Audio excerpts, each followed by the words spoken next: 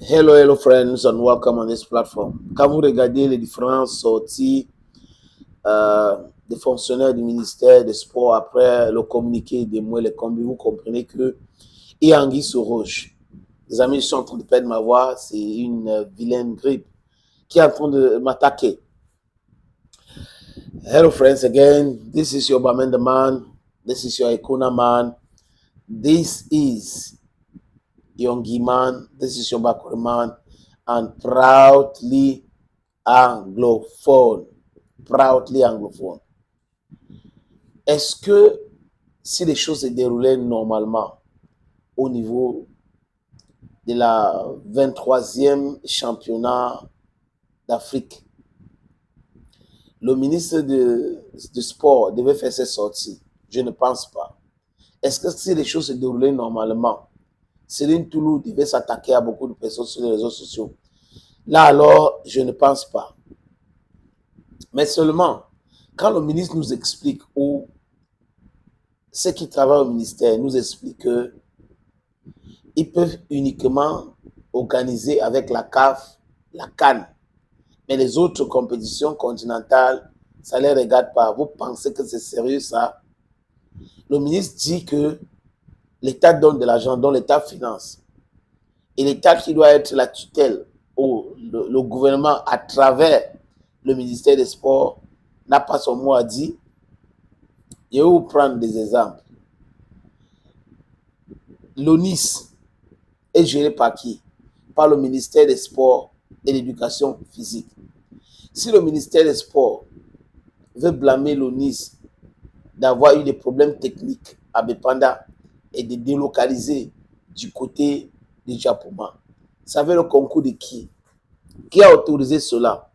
Est-ce que c'est l'ONIS qui est allé directement à Japoma sans demander l'avis de la Fédération camerounaise de l'athlétisme, sans demander l'avis de la Confédération africaine de l'athlétisme ou l'avis du ministère? Je ne le pense pas. Il ne pense pas. Et maintenant, les manquements sur la communication. Généralement, on nous explique que le ministre organise des réunions, les réunions de ceci, les réunions de cela. On a même vu une image d'une réunion, je crois que c'est le 14 ou le 12 de ce mois. Et ça dépend de la date qu'ils ont publiée. Et maintenant, venez nous dire que c'est la ville de Douala qui devait s'en charger des transports. Oh, d'accord. Mais si vous donnez la responsabilité aux gens, en tant que tutelle, est-ce que vous avez contrôlé que l'événement qui arrive là, hein, ça va aussi de l'image du Cameroun? Donc, vos experts demandent à la ville de Douala, est-ce que vous êtes prête pour le transport? Est-ce qu'ils ont fait cela? Je doute très fort, les amis. Mais regardez la façon que les communiqués pleuvent. C'est d'abord le ministère qui sort en communiqué, parce que les athlètes se sont plaints en mondovision. C'est pas comme si c'est le Congo ça, c'est pas comme si c'est les hommes des médias ou les médias sociaux. Non, c'est que chaque athlète a une page Facebook. Il peut se plaindre. Les athlètes se sont plaints en direct, les images sont là. D'abord du transport, d'abord de la discrimination sur l'escorte des délégations. Madame José Talou l'a écrit en noir sur blanc, les amis.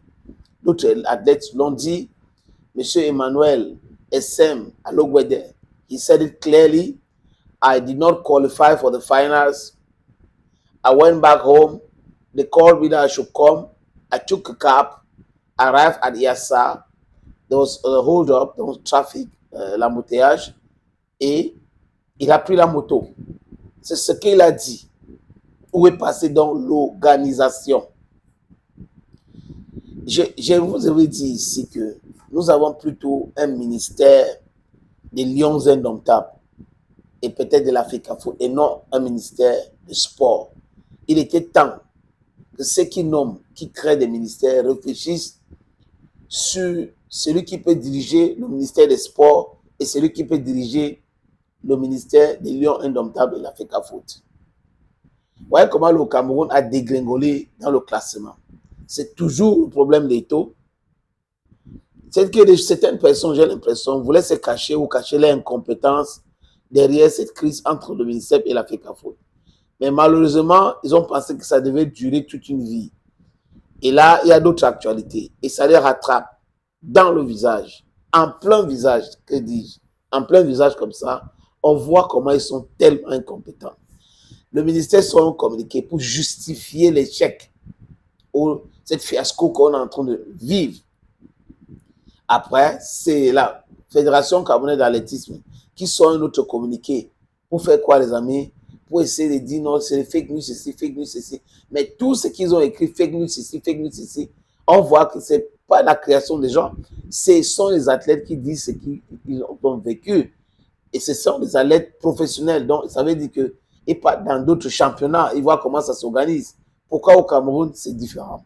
Pourquoi la communauté urbaine, disons la mairie du Douala, parce que la communauté urbaine n'existe plus, pourquoi la mairie du Douala sort le communiqué après le fiasco de l'ouverture pour dire le transport sera gratuit? Pourquoi cette communication n'a pas été faite avant l'ouverture?